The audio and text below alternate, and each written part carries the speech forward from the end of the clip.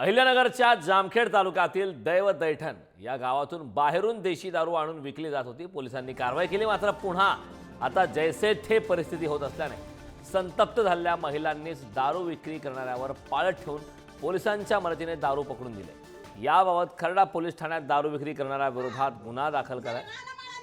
गावातील गोरगरीब महिला कष्ट करून पोटाची खळगी भागवत आहेत, मात्र अनेक घरातील पुरुषांसह मुले देखील देशी दारूच्या आहारी गेलेत। त्यामुळे संतप्त महिलांनी गावात दारू आणणाऱ्या व्यक्तीवर पाळत ठेवून पोलिसांच्या मदतीने दारू पकडून देण्यात आले। गावात दारू बंद व्हावी यासाठी महिलांनीच पुढाकार घेतला असल्याचं चित्र आहे।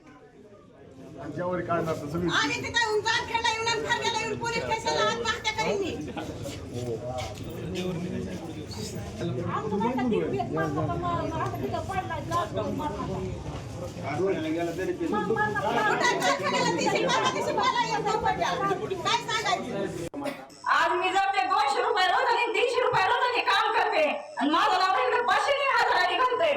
आज मी आलेले पैसे त्याच्या हातात द्यायचे, लेकरांना काय घालायचं?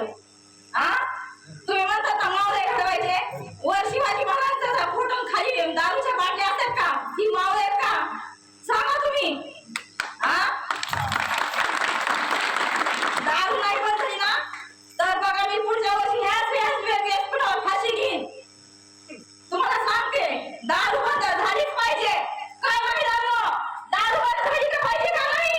बोला बोला पटकन।